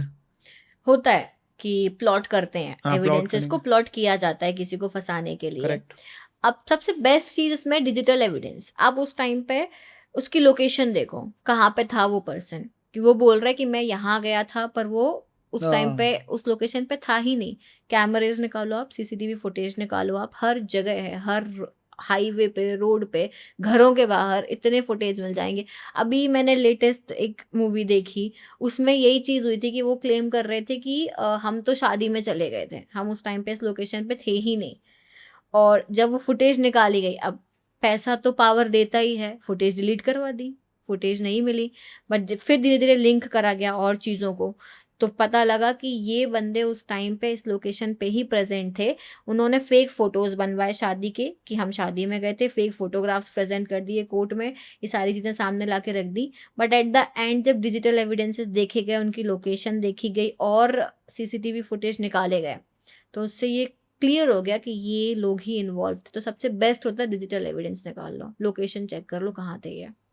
तो आपको सबसे ज्यादा हेल्प कौन सा एविडेंस करता है? डिजिटल एविडेंस ही कि डीएनए करता है, फिंगरप्रिंट्स करता है, ब्लड स्टेन्स करते हैं, हर या सब? Evidence, every evidence is equally important. Her evidence, एक स्टेटमेंट भी इम्पोर्टेंट होती है। आप ऐसा नहीं कह सकते ये एविडेंस की वैल्यू ज़्यादा है, इसकी कम है। Every evidence has its value. एक छोटी सी छोटी चीज़ भी, इतना सा मेटल का टुकड़ा भी आपको कितनी इन्फॉर्मेशन दे जाएगा, आपको खुद नहीं मालूम होता कि ये बाद में मेटल का टुकड़ा कहाँ से कहाँ लिंक कर सकते हैं हम।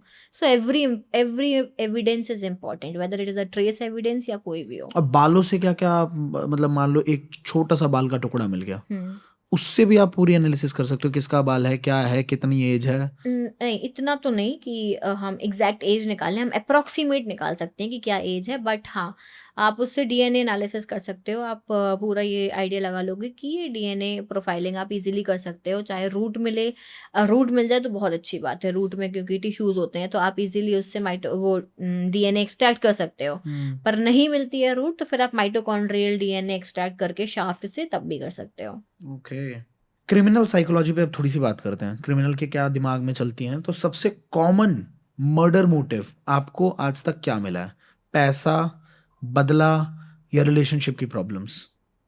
पैसा तो बहुत कम हो गया है, ये प्रॉब्लम अब नहीं है कि अच्छा, पैसे पैसे पे के मारपीट नहीं हो रही है। हाँ हाँ, ये ठीक है। छोटी मोटी लड़ाई होती है कि ज्यादा हीनियस नहीं होती है, मतलब सीरियल किलर नहीं होगा। हीनियस तो अभी देखें तो ये है कि अभी जस्टिस फॉर तरुण जो चल रहा है, हाँ हीनियस एक्चुअली। एक्चुअली क्योंकि ये इस चीज को लोग आजकल जो इस तरीके के केस चल रहे हैं ना, लोगों में डर नहीं रह गया, डर नहीं रहेगा सच में। डर नहीं रह गया उन्हें कि कुछ भी करते रहो, बच जाना है मैं तो ये जस्टिस सिस्टम में कहीं ना कहीं कमी होने की वजह से जो है लोगों में डर नहीं है। आप पनिशमेंट को स्ट्रॉन्ग कर दो, जितनी स्ट्रॉन्ग पनिशमेंट, लोग क्राइम करने से डरेंगे। वेस्टर्न कंट्रीज में यही तो है, अरब में, गल्फ कंट्रीज में, और भी एग्जैक्टली जैसे रेप की जो पनिशमेंट है वो दूसरी कंट्रीज की अगर आप देखो तो वो काफी हीनियस पनिशमेंट देते हैं, एकदम चौराहे पे टांग के ही मारेंगे। तो ऐसी कुछ पनिशमेंट होनी चाहिए, नो डाउट, तब लोगों के अंदर डर आएगा, क्योंकि आज के टाइम पे डर तो खत्म हो चुका है, लोगों के अंदर कोई डर नहीं है क्राइम करने में। सही बात है। फिर कौन सा आपको लगता है कि सबसे ज्यादा बड़ा मोटिव है रिलेशनशिप की प्रॉब्लम्स? रिलेशनशिप्स अभी जो करंट हम देख रहे हैं, आज से अगर आप 2-3 साल के केसेस निकाल लो तो relationship is the biggest problem. पति शादीशुदा पत्नी को भी, मार रही है, हाँ, पत्नी पति को पति, मार हाँ, दे रही ये है। वाइस वर्सा चल रहा है आपस में, बॉयफ्रेंड गर्लफ्रेंड मिलके मार रहे हैं एक्स बॉयफ्रेंड को, ये पता नहीं क्यों ही चल रहा है। या वाइफ है, उसका बॉयफ्रेंड है, मिलके पति को मार दिया, ये वाला तो मतलब ट्रेंड सा बना लिया कि मार दो पति को। अरे डाइवोर्स ले लो भाई, सिंपल सा समझ है, नहीं साथ रहा जा रहा, डाइवोर्स लो, मारना क्यों है किसी को। पर ये चीज हो गई है आजकल रिलेशनशिप प्रॉब्लम्स। कहीं ना कहीं मुझे ऐसा पर्सनली लगता है कि अगर आप उस शादी को नहीं करना चाहते हो, जैसे ये इंदौर का वो जो केस आया था, एक लड़की हाँ, ने वो मेघालय जाके, हाँ खाई में धक्का दे दिया अपने करेक्ट। पति को, नहीं सोनम ही तो करनी। नाम था शायद, सोनम, हाँ हाँ, सोनम सोनम गुप्ता, नाम बेवफा, ऐसे याद है मुझे। तो ऐसे केसेस में क्या होता कि फैमिली को बहुत क्लियरली अपने बच्चों से पूछना चाहिए कि आप करना चाहते हो या नहीं करना चाहते हो शादी। नहीं नहीं, करनी उस तो केस में तो शायद ऐसा था कि उसे क्लियरली करना था, उसे सिर्फ अपना मंगल, जो मेरे को याद है, उसे किसी ने बोला कि मांगलिक है, तो उसे अपने बॉयफ्रेंड से शादी करनी थी, बट एक शादी ऐसी करनी थी जिससे उसका मांगलिक कट जाए, अच्छा और फिर अब वो उससे शादी कर ले, ऐसा हाँ, कुछ था। ये तो खैर मुझे ये वाला कंसेप्ट नहीं मालूम, पर ये था कि हाँ उसको उस मेरा भी लड़के भाई से रील का ही ज्ञान है, तो डिस्क्लेमर है, केस को पढ़ लेना आप ऐसे। हाँ, पर उसको उस लड़के से शादी नहीं करनी थी, किसी और से करनी थी, जी। तो इसलिए उसने उसको मार दिया। तो ये चीजें बड़ी अजीब हैं कि भाई आपको नहीं करनी, आप बिल्कुल मत करो, मारना क्यों है किसी को। तो आजकल लोगों को इजी ऑप्शन लगने लगा है खत्म करो केस, कि हाँ कि मार दो, लोग सोचते हैं मार देंगे तो बढ़िया ये रास्ते से हट जाएगा। इसका सबसे बड़ा इन्फ्लुएंस है ये मूवीज सोशल मीडियाज, ये सबसे बड़ा इन्फ्लुएंस है। लोग बैक टू बैक केसेस देख रहे हैं, मूवीज देख रहे हैं, सोच रहे हैं हाँ जो मूवी में हो रहा है वो हम रियल लाइफ में पर एक बार करके बच डार्क जाएंगे। साइड आप दिखाओ ना। आपने तो देखा होगा कि पकड़ने जाने के बाद, कोर्ट से वर्डिक्ट आने के बाद उनकी क्या लाइफ होती है, मतलब उनकी बाद की लाइफ, जेल वाली लाइफ, थोड़ा आपने अगर क्लोजली देखा है तो आप थोड़ा डिस्क्राइब करो। क्या अब पता इस आपको पॉडकास्ट के माध्यम से ही उनके दिमाग में थोड़ा समझ में आए कि क्या जिंदगी हाँ, होगी उसके बाद। यूजुअली अब आपकी भी लाइफ खराब हो गई, आपके साथ में अगर कोई इन्वॉल्व था उनकी लाइफ खराब हो गई, आपने जिसको मारा उसकी फैमिली की लाइफ खराब हो गई। अब सारे के सारे मिलके जो हैं इधर उधर चक्कर काटे जा रहे हैं, कोर्ट के इधर के उधर के। आपने सोचा इसको खत्म करके जो है रास्ता क्लियर हो जाएगा, लाइफ मेरी बहुत अच्छी हो जाएगी, पर अब वो बर्बाद हो गई। आपके साथ साथ कितने परिवार खत्म हो गए, आपको वो रियलाइज भी नहीं हुआ। अब आप चाहे गिल्ट में रहो, आप चाहे माफी मांग लो, आप चाहे कुछ भी कर कुछ लो, भी कर लो, अब आपका जीवन खत्म है। और वो जो ट्रॉमा आप जिससे डील करोगे कि मेरे से इंस्टेंट मेरे डिसीजन, किसी ने मुझे ऑब्वियसली इन्फ्लुएंस करा होगा, जिस इन्फ्लुएंस में आके मैंने ये क्राइम कर दिया, अब आप उस चीज को अपने दिमाग से कभी नहीं निकाल पाओगे। वो ट्रॉमा एक बैठ गया, वो एक आपके ऊपर बोलते हैं कि लांछन लग गया कि आपने ऐसा किया, आप उसको कभी साफ नहीं कर पाओगे। तो इससे बेटर है कि सर्च फॉर बेटर डिसीजन, एक एक ढंग का डिसीजन लो, प्रॉपर डिसीजन लो, जिसकी वजह से सारे जितने इतने लोगों की लाइफ बर्बाद हो रही है वो ना हो।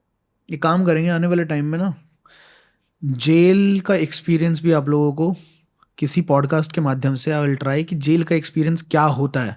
मैंने जितना सुना है, मेरे फैमिली में कुछ लोग पुलिस में हैं, सीआईडी के अंदर भी हैं, तो बताते हैं जेल बहुत छोटा ऐसे, मतलब इतने से के अंदर जेल खत्म है, और उसमें ही आपका वहीं पे एक बाथरूम होता है, और आप मतलब सूरज भी नहीं देख पाते हैं।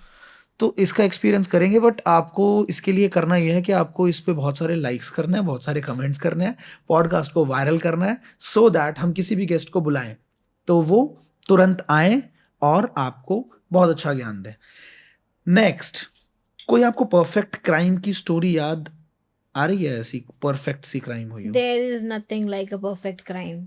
परफेक्ट क्राइम जैसा कुछ नहीं होता। आप बच सकते हो, हाँ, कुछ टाइम तक आप भाग सकते हो, पर परफेक्ट जैसा कुछ नहीं होता। आप वहाँ पे कुछ ना कुछ एविडेंस छोड़ के जाओगे।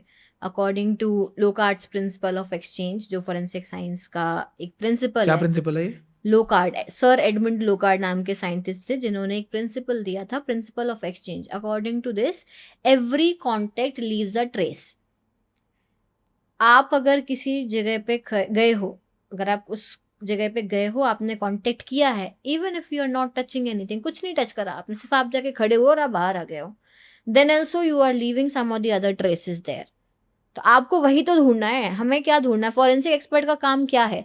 जो चीज पुलिस नहीं देख पा रही है अपनी आंखों से, वो हमें विजिबल करनी है और वो कलेक्ट करके लाना है। क्योंकि जो दिख रही है वो तो कोई भी उठा लेगा, वो तो क्रिमिनल खुद साफ करके जाएगा ना। अब तो इतने स्मार्ट क्रिमिनल्स हैं कि वो खुद साफ करके जाएंगे। अब जो नहीं दिख रहा है, जो साफ किया गया, हमें वो उठाना है।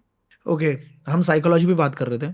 कई बार किलर्स, हमने अभी डिस्कस भी किया कि कई बार किलर्स बहुत छोटी छोटी बातों पे मर्डर कर देते हैं। तो ये क्या साइकोलॉजिकल ट्रिगर्स आप कह सकते हो? जैसे आपने बताया कि आजकल सोशल मीडिया की वजह से और मूवीज की वजह से, और क्या क्या ट्रिगर्स हैं आज के टाइम पे कि भाई ये बात हो गई तो मतलब रिफ्लेक्स एक्शन में मार दिया? बहुत छोटा सा एक केस बताऊंगी कि यूजुअली क्या होता है। झगड़ा हुआ, ठीक है, हाँ, आपस में। तू मैं हुई। सामने वाले ने कोई वेपन निकाला, मार दिया, खत्म हो गया इंसान वहीं पे ऑन द स्पॉट। ये क्या था? Sudden rush of hormones, aggression. Correct. अभी आज के टाइम पे लोग अपना एग्रेशन कंट्रोल करना नहीं जानते हैं। पहले हम डरते थे, मार पीट, लड़ाई झगड़ा, तो अब नहीं है। किसी ने जरा बोला और हमारे मुंह पर रिप्लाई होता है कि एक बोलोगे दो दो जवाब दो मिलेंगे। सुनोगे भाई। हाँ, एक थप्पड़ मारोगे तो महात्मा गांधी वाला काम नहीं है कि मैं दूसरा गाल सामने, नहीं, नहीं। एक मारोगे 4 खाओगे। तो वो एग्रेशन है कि अब मैं किसी की सुनूंगा नहीं, वो चीज़ है। उस वजह से क्या होता है, ज़रा ही किसी ने गाली गलौज करी, स्पेशली गाड़ी टकरा गई, उतर जाएंगे, कुछ नहीं हुआ गाड़ी में, एक स्क्रैच नहीं आया है, पर वो उतर के लड़ने बैठ जाएंगे कि टकराई कैसे गाड़ी तुम्हारी। तो एग्रेशन है, सडन रश है, जो कंट्रोल करना नहीं आ रहा है लोगों को। नाउ एक कुछ रियल केसेस की बात करते हैं जिसने वाकई में पूरे इंडिया में लोगों के दिल दहला दिए। 12 लोगों की बुराड़ी में जो हत्याकांड था, इसके अंदर फोरेंसिक टेस्ट्स में कैसे पता लगा कि ये हत्याकांड मतलब साइकोलॉजिकली कुछ किसी चीज को संतुष्ट करने के लिए, या मतलब एक अलग ही कहानी थी, कॉन्स्पिरेसी थी, वो पता कैसे चला? बुरारी कांड जो हुआ है, ये बुरारी जो एरिया है, वहाँ पे एक फैमिली, उसमें 10 लोग एक साथ हैंगिंग का केस था, सुसाइड कर लेते हैं एक साथ, जो है फांसी लगा लेते हैं। और साथ में उनकी जो एक ओल्ड लेडी थी, वो फांसी नहीं लगा सकती थी, तो इसीलिए उनको जो है बेड से पहले स्ट्रैंगुलेट करके मारा और फिर बाकी लोगों ने फांसी लगाई। सबकी आंखों पे पट्टी थी, सबकी। मेरे पास फोटोज हैं, ठीक है, उसकी। आप गए थे? मैंने पर्सनली वो विटनेस नहीं करा है, बट टीम यहीं से गई थी, तो फोटोज़ मैंने देखी हुई हैं। इवन वो फोटोज़ पब्लिकली भी अवेलेबल है, ऐसे कोई कॉन्फिडेंशियल नहीं है वो फोटोज़। जो अभी एक उस पर डॉक्यूमेंट्री बनी थी, I think house of secrets नाम से है वो, जिसमें वो रियल इमेजेस वो भी दिखाई गई हैं वहाँ पे भी। तो उसमें एक person, single person was dealing with psychological disorder, वो था ललित। ललित को उनके फादर की डेथ का इतना ट्रॉमा बैठा कि वो बातचीत करना उसने बंद कर दिया, आवाज़ चली गई उसकी, वो नहीं बोलता था। सडनली एक दिन जो है वो बोलना स्टार्ट करता है और ये बोलता है कि अब जो उसके फादर हैं वो उसे ये सारे इंस्ट्रक्शंस दे रहे हैं, वो बोल रहे हैं ऐसी चीज़ें करने के लिए। एक पर्सन अफेक्टेड था, अगर उस चीज़ को एड्रेस कर लिया होता एज अ साइकोलॉजिकल डिसऑर्डर और जाके डॉक्टर को दिखा लिया होता, तो आज वो शायद लोग यहाँ होते, सब जिंदा होता। बट हुआ क्या है? साइकोसिस, यस, शेयर्ड साइकोसिस। एक बीमार था, साथ में जो है घर के बाकी के 10 लोगों को लेके चला गया।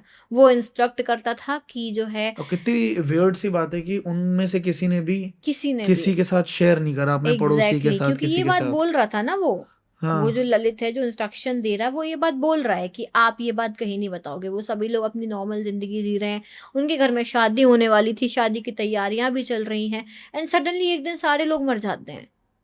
वो तो ये चीजें प्रूफ इसलिए हो गई कि डायरी मिल गई, डायरी में सब कुछ लिखा मिल गया, नहीं तो कभी ये सस्पेंस ही रह जाता कि हुआ क्या एग्जैक्टली। हम्म। आरुषि तलवार और हेमराज के जो डबल मर्डर केस हुआ था, उसके अंदर बहुत सारे कॉन्ट्रडिक्शंस आए और वो कभी भी आज तक केस प्रूव नहीं हो पाया, वो अनसॉल्व्ड केस है। आपको लगता है कि फॉरेंसिक अगर पहले पहुंच गई होती टीम इमीडिएट, तो उसमें आउटकम में कुछ डिफरेंसेस आ सकते थे? एग्जैक्टली बिल्कुल मिल जाते अगर थोड़ा प्रॉपर इन्वेस्टिगेशन होता, टाइम पर इन्वेस्टिगेशन होता तो। किसकी मिस्टेक, कौन से डिपार्टमेंट की मिस्टेक लगती है आपको? इसमें तो बहुत क्लियर है कि पुलिस की मिस्टेक है कहीं ना कहीं, कि अगर थोड़ा टाइम पे चीज़ें की जाती, अगर जो है प्रॉपर इन्वेस्टिगेट करते, थोड़ा सीरियस लेके, हर टाइम हर मैटर को जो है आपको सीरियस ही लेना चाहिए, चाहे कितने ही छोटे से छोटा, क्योंकि कल वो कितना बड़ा मोड़ ले ले आपको नहीं पता। तो आपकी इन्वेस्टिगेशन की जो स्टार्टिंग होती है, वो जो मैंने बोला था first responder, correct. First responder से ही लेके सारी चीज़ें स्टार्ट हो रही हैं। अगर फर्स्ट रिस्पॉन्डर ने क्राइम सीन सिक्योर ही नहीं करा, सिक्योरिंग ही नहीं हुई, यानी कि अब सारे मीडिया आ जाएगा, घर वाले आ जाएंगे, आस पड़ोस के लोग आ जाएंगे, यानी अब वो क्राइम सीन बर्बाद हो चुका है, कंप्लीटली कंटेमिनेट हो चुका है। अब कंटेमिनेटेड उससे आप क्या चीज़ें एविडेंस नहीं निकालोगे? निकाल ना पाओगे। फिंगरप्रिंट, ना फुटप्रिंट, ना हेयर सैंपल, ना फाइबर सैंपल, आपको कुछ नहीं मिल रहा। फाइबर सैंपल क्या है? फाइबर्स यानी कि मतलब कपड़े हैं मान लो, ओके। कुछ उससे आपका फाइबर्स वहाँ पे मिल रहे हैं, तो हम उसे कलेक्ट करते हैं। यूजुअली रेप के केस में, असॉल्ट के केस में फाइबर्स मिलते हैं, तो हम उनसे कलेक्शन करते हैं, फाइबर से आइडेंटिफाई करते हैं कि ये किस कपड़े का हो सकता है। तो सस्पेक्ट के कपड़े से फिर हम मैचिंग करते हैं, उस पर्टिकुलर एक धागा भी अगर हमें मिला तो उसकी मैचिंग करते हैं कि अगर ये मैच हुआ यानी ये इसी कपड़े का है, तो वो भी चीज़ आपको बहुत कुछ प्रूव कर देती है। तो आरुषि तलवार का केस पूरा सर्कमस्टेंशियल एविडेंसेस के बेसिस पर किया गया। अब तो खत्म ही हो गया, केस क्लोज्ड है, केस क्लोज्ड बट है। Again it is a mystery, अभी भी मिस्ट्री है कि एग्जैक्टली मारा किसने। किसने? आरुषि की बात करते हैं, हेमराज को किसने मारा, आज तक कोई इस पर चर्चा ही नहीं कर रहा कि हेमराज का क्या हुआ।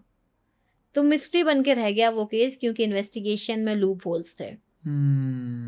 ऐसे कैसे कैसे लूप होल्स होते हैं? वैसे फॉरेंसिक से भी कुछ कुछ गलतियां होती होंगी, एक्चुअली मैं या फॉरेंसिक की भी अपनी कुछ लिमिटेशंस होती होंगी।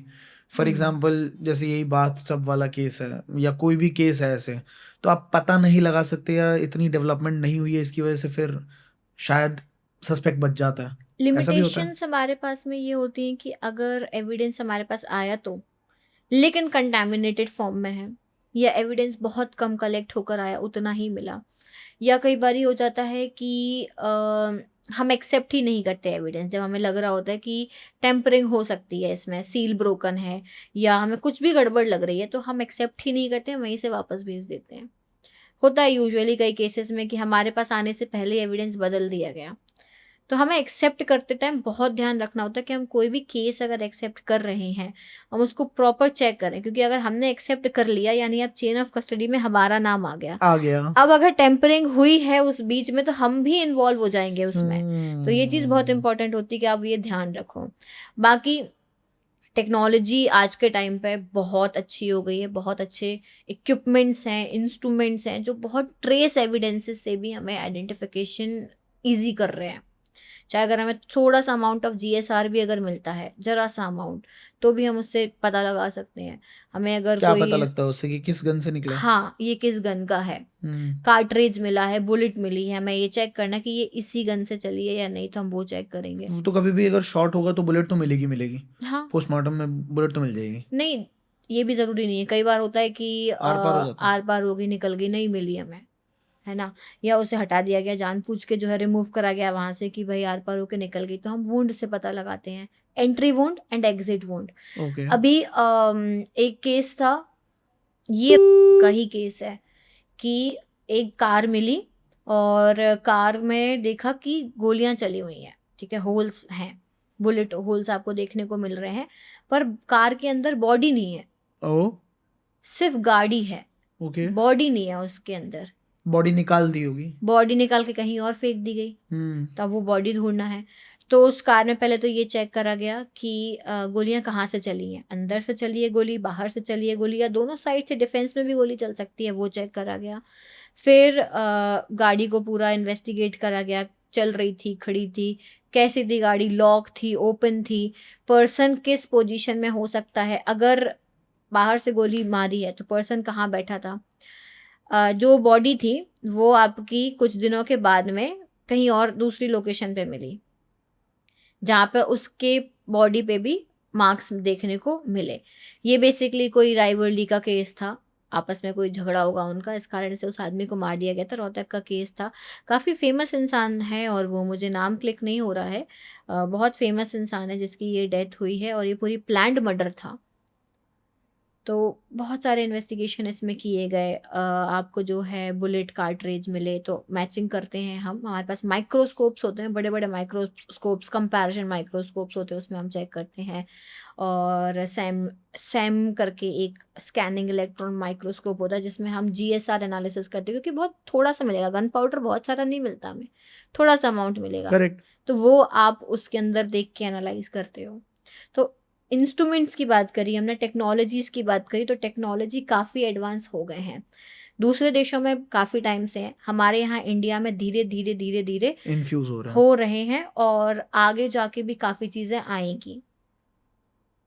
इसके अंदर अब आप स्कोप बताइए कि अगर मतलब क्या मेंटल इंक्लिनेशन होना चाहिए एक इंसान का इस प्रोफेशन को चुनने के लिए, मतलब कैसे आपके थॉट्स हैं या कैसे आपकी इच्छा, चॉइसेस ऑफ थिंग्स है, तो आप इस प्रोफेशन के लिए बने हो। पहली चीज़, फॉरेंसिक साइंस में सिर्फ क्राइम सीन काम नहीं होता है कि आपको सिर्फ क्राइम सीन्स करने हैं। Crime scene is just a starting point of forensic science, कि वहाँ से आपका स्टार्ट हो रहा है इन्वेस्टिगेशन। बाकी उसके बाद में एविडेंसेस आएंगे लैब में। तो एक हो गया फील्ड वर्क, एक होता है लैब वर्क। फील्ड वर्क अगर आपको करना है तो आपको अपना मेंटल, फिजिकल, इमोशनल तीनों स्टेट जो है स्ट्रॉन्ग रखने बहुत होंगे, स्ट्रॉन्ग रखने पड़ेंगे, तभी आप काम कर सकते हो। अगर आप फिजिकली फिट नहीं हो तो भी आप क्राइम सीन के लिए नहीं बने, आप मेंटली स्ट्रॉन्ग नहीं हो तो भी आप नहीं कर सकते हो। और न्यूट्रल होना ज़रूरी है, और आपके अंदर एक पैशन होना चाहिए चीज़ों को करने का, देखने का। डर है अगर आपके अंदर किसी भी चीज़ का, आप नहीं कर सकते, वो आप चीज़ हो स्मेल गई। ही नहीं झेल पाओगे शायद क्राइम सीन का। एग्जैक्टली क्राइम सीन पे बहुत गंदे तरीके से आपको चीज़ें, अगर डिकम्पोज्ड बॉडी मिली है, आप वहाँ खड़े हो ही नहीं सकते। पहली बार में तो आप भाग जाओगे वहाँ से, धीरे धीरे आपको जो है बिल्ड करना पड़ेगा। फिर एक होती है कॉन्फिडेंशियलिटी, आप अपनी चीज़ों को अपने हद तक रख पा रहे हो या नहीं। ऐसा तो नहीं 4 लोगों के बीच में डिस्कस कर दी कि मैंने आज ये केस ये तो किया, हो गई। तो ये चीज़ नहीं होनी चाहिए। This is very important to maintain the confidentiality and integrity of that scene. अगर मैं किसी केस पे काम कर रही हूँ, आई कांट डिस्कस दैट, मैं डिस्कस नहीं कर सकती उस पर। केस क्लोज हो गया तो आप बात कर लो, पर जब तक वो चल रहा है आप डिस्कस नहीं कर सकते हो। तो एक ये चीज़ होगी। फिर ये होगी फील्ड की बात। अब लैब में काम करना है आपको, तो लैब में कोई भी काम कर सकता है, एनीवन कैन वर्क देयर, क्योंकि वहाँ पे तो आप रिजल्ट्स दे रहे हो, एनालिसिस कर रहे हो, which is a scientific thing. ठीक है, तो चाहे केमिस्ट्री, फिजिक्स, कोई भी डिवीजन हो गया, आप कोई भी इंसान वहाँ पे काम कर सकता है। अगर आपको इंटरेस्ट है, केस वर्क करना है, लेकिन आपको फील्ड पर नहीं जाना, तब भी आप जा सकते हो। तो ये एक मिसकंसेप्शन खत्म करना ज़रूरी है कि हर बंदा जो फॉरेंसिक में है वो क्राइम सीन नहीं जाता है। करेक्ट। दोनों तरीके के होते हैं, और वो आप पे होता है, आपको चूज करना है कि आपको फील्ड पे काम करना है या फिर लैब में काम करना है। तो फॉरेंसिक एक्सपर्ट्स जो होते हैं वो फॉरेंसिक लैब्स में काम करते हैं। लैब्स भी बहुत सारी होती हैं, सेंट्रल, स्टेट, रीजनल, आपका जो है मोबाइल फॉरेंसिक लैब्स ये हो गए। तो इनमें आप एज अ फॉरेंसिक एक्सपर्ट जाते हो, जिनकी अलग अलग पोस्ट होती हैं, starting from laboratory attendant to director and principal director. उसके बीच और भी पोस्ट हैं, वो आपके एक्सपीरियंस पे और आपके एजुकेशन क्वालिफिकेशन पे बेस्ड होती है। सैलरी भी आपकी उसी अकॉर्डिंग होती है। हम गवर्नमेंट सेक्टर में बहुत ज़्यादा सैलरी एक्सपेक्ट नहीं कर सकते हैं। हाँ, एक बहुत इंपॉर्टेंट चीज़ है, अगर आप फॉरेंसिक में जा रहे हो और आपका ये मोटिव है कि मुझे बहुत पैसा कमाना है, तो इस मोटिव से कभी नहीं जाना चाहिए। बहुत लिमिटेड है, आप maximum to maximum highest post पे पहुंच के भी 3-3.5 लाख ही कमाओगे महीने का, दैट्स इट। इससे हम्म ज़्यादा नहीं आएगा आपके पॉकेट में। तो अगर आपकी ये थिंकिंग है कि मुझे बहुत पैसा कमाना है, तो फाइंड सम अदर फील्ड जहाँ पे हम्म आपको प्राइवेट सेक्टर देखो आप, जहाँ पे आप बहुत पैसा कमा सकते हो, यहाँ पे नहीं। गवर्नमेंट जॉब के हिसाब से 3-3.5 लाख भी डिसेंट है, वो काफ़ी टाइम बाद, बहुत मतलब टाइम बाद। बिल्कुल आपका रिटायरमेंट एज आने तक, ठीक अच्छा, है। ये लो और जाओ तो ऐसा। 35 के बाद एक्सपेक्ट करो आप, ओ, 35 के बाद में। 35 साल के बाद हाँ, मतलब सर्विस अपनी of. Age, no no no no, आपकी खुद की एज बता रही हूँ अच्छा, मैं। अगर ओके। जल्दी जॉब लगी तो बहुत बढ़िया बात है, तो मैं हाँ। बता रही हूँ कि एटलीस्ट अपनी जॉब स्टार्ट करने से 12-15 साल भूल जाओ कि आप उस पोस्ट पे पहुंच सकते हो। You need hmm experience of minimum 8 to 10 years जब आप डायरेक्टर और प्रिंसिपल डायरेक्टर की पोस्ट पे आओगे, तो वो टाइम कंज्यूमिंग होता है। तो फॉरेंसिक में आना इज़ नॉट जस्ट कि बहुत थ्रिलिंग फील्ड है, बहुत पैसा कमाएंगे। If you want to work for people, आप जेन्युइनली किसी को जस्टिस दिलाना चाहते हो, आपके अंदर वो फीलिंग है, तो आप इस फील्ड में जाओ। ये बहुत हम्म। इंपॉर्टेंट है। और इसमें फ्रीडम ऑफ डूइंग एनीथिंग, मतलब जैसे आप अगर डिजिटली सोशल मीडिया पे एक्टिव हो, तो ये सब एक्टिवनेस रहती है कि आप अगर किसी को सिखाना चाहें या कुछ भी करना चाहें, that freedom you get. Academics में आप एकेडमिकली यू आर टीचिंग, वो तो वैसे भी हर जगह अवेलेबल है, इंटरनेट पे आप कुछ भी ब्राउज कर सकते हो, बट हाँ, आपको अपनी चीज़ों को नहीं, मेंटेन गवर्नमेंट जॉब करके। के अंदर काफी सारे रिस्ट्रिक्शंस भी होते हैं ना, कि यू कैन नॉट हाँ, बी आप, सोशली एक्टिव। नहीं ऐसा तो कुछ नहीं है कि ऐसा। आप होते हैं रेस्ट्रिक्शंस, इतने रेस्ट्रिक्शंस होते हैं कि आप जो काम कर रहे हैं आप उसे रिकॉर्ड नहीं कर सकते, आप उसे प्रेजेंट नहीं कर सकते, आप अपनी पर्सनल डिटेल्स नहीं रिवील कर सकते कि आप कहाँ काम कर रहे हो, कैसे काम कर रहे हो, किन केसेस पे काम कर रहे हो, ये आप रिवील नहीं कर सकते। तो आप बस अपनी कॉन्फिडेंशियलिटी और इंटीग्रिटी को मेंटेन करके अगर चल रहे हो तो आप अलाउड हो। हाँ, बस कुछ भी न्यूसेंस क्रिएट नहीं करना, नहीं तो आपके ऊपर एक्शन लिया जाएगा। बहुत हम्म। सोच समझ के एक एक कदम रखना होता है आपको। आपके कमेंट सेक्शन में सबसे ज्यादा फ्रीक्वेंट क्या कमेंट देखने को मिलता है आपको? करियर स्कोप, कैसे आगे बढ़ें सबसे ज़्यादा, क्योंकि मेरे से स्टूडेंट्स कनेक्टेड हैं ज़्यादातर। करियर स्कोप इस फील्ड के अंदर? हाँ, कि कैसे एक्सपर्ट बने, कैसे आगे बढ़ें इस फील्ड पेपर में, क्या क्वालिफाई करना पढ़ना पड़ेगा ना? चाहिए। हाँ, बहुत सारी चीज़ें हैं कि पेपर भी, पेपर क्वालिफाई कौन सा, क्या पढ़ें, कहाँ से पढ़ें, कौन सी बुक्स रेफर करें। दे दो, आज जवाब दे दो अपने कमेंट सेक्शन, कमेंट जितने भी लोग पूछते हैं आपसे। तो जो फॉरेंसिक एक्सपर्ट्स की पोस्ट निकलती हैं उसके लिए एग्जाम्स कंडक्ट कराते हैं, एसएससी के थ्रू निकलती हैं, state PSC, UPSC, DSSB, these all are exam conducting bodies, इनके थ्रू रिक्रूटमेंट्स होते हैं फॉरेंसिक एक्सपर्ट्स के। हर स्टेट का अलग क्राइटेरिया होता है, हर स्टेट में अलग अलग वैकेंसी निकलती हैं, एग्जाम्स होते हैं, एग्जाम्स का स्पेसिफिक सिलेबस होता है। कहाँ से वैकेंसी देखने को मिलेगी? साइट, अलग अलग साइट्स पे आपको जाना पड़ेगा, हम्म। हर स्टेट की साइट देखते रहो। जब आप इस फील्ड में आ जाते हो तो आपको पता लग जाता है, मेरे से जो कनेक्ट हो जाता है तो मैं तो सारी इन्फॉर्मेशन डालती हूँ फॉरेंसिक की फील्ड से रिलेटेड, जो भी वैकेंसी है, अपडेट है, और आपको क्या एडमिशन, क्या आपको गलतियाँ नहीं कर रही हैं, सबसे इंपॉर्टेंट इस फील्ड में कोई नहीं बताएगा आपको।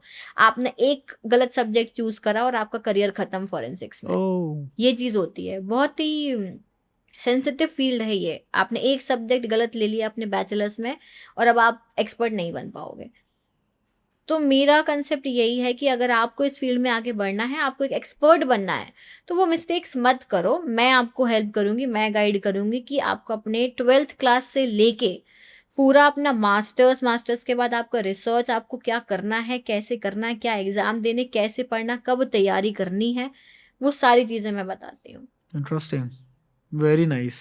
So you can go and follow miss Priyanshi, and thank you so much, बहुत अच्छा लगा है, काफ़ी इन्फॉर्मेशन मिली है। लास्ट में आपसे एक सवाल पूछूंगा कि अगर आप मेरी जगह पे अभी बैठे होते, तो आप अपने आप से कौन सा ऐसा सवाल करते जो मैंने नहीं पूछा? कि एक क्राइम करने के बाद मैं एविडेंसेस कैसे छुपाऊँ? नहीं, ये मेरे दिमाग में आया भी नहीं।